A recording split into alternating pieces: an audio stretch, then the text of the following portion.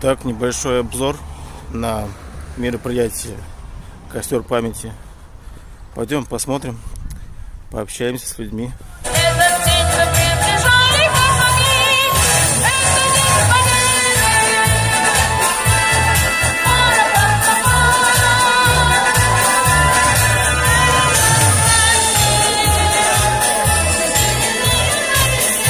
Грошальцы, сегодня мы в пятый раз зажгли этот костер. Они от тех, кто ценой своей жизни защитил страну и подарил нам победу и мир. Их нет живых, как нет большинства из тех, кому не писались. Время неумолимо, а письма живут, бесхитростные, искренние, патриотические и бытовые. Они рассказывают нам, живущим, о суровых боевых буднях. Одну. Миноармейцы очень добрые. Да? Наверное.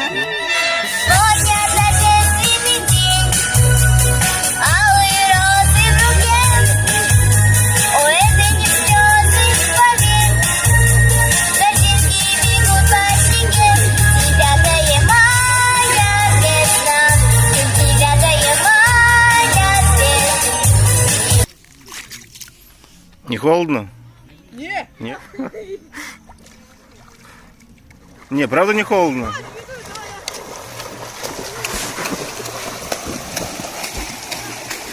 Ну вот, пришел однажды какой-то генерал и крепко-крепко бабушку при всех расцеловал.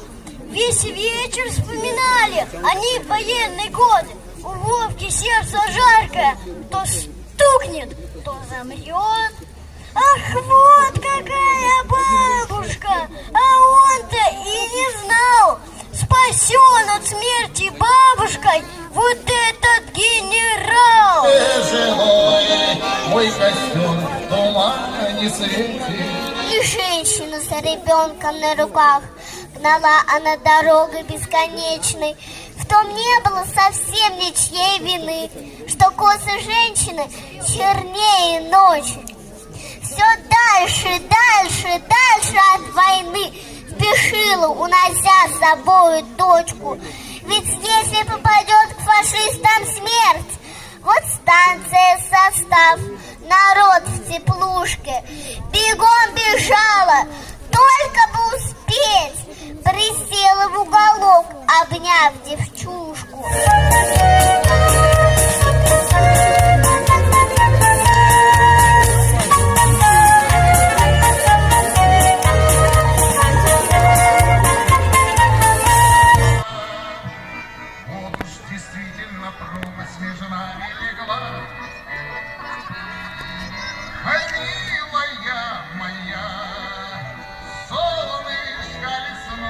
Елочкой на лбу вхожу, плесун прославленный, в гудящую избу.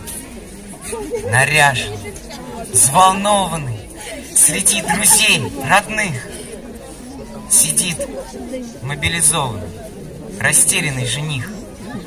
Сидит с невестой, верую, а через пару дней шинель наденет серую. На фронт поедет в ней.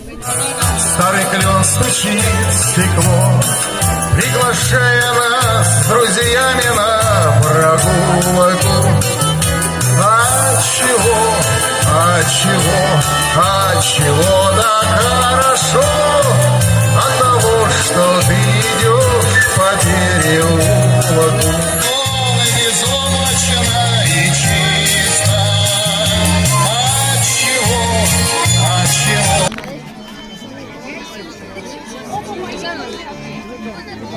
А старше было 18 лет.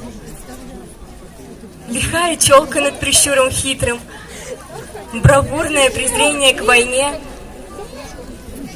В то утро танки вышли прямо к Химкам, те самые, с крестами на броне.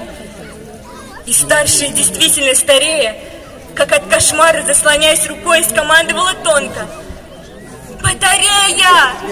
Ой, мамочка, ой, родная! Огонь!»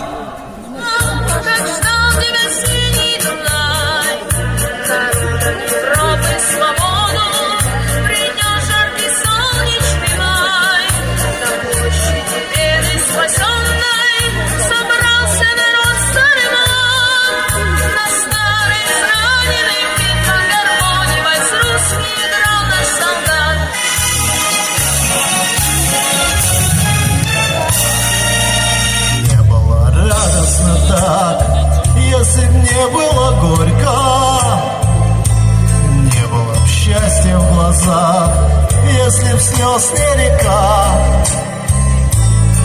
сколько буду я жить, буду помнить я столько.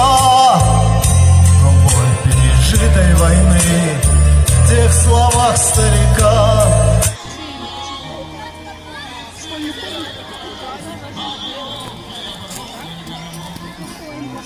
Не спишь до рассвета, все грустишь обо мне. А где же победа?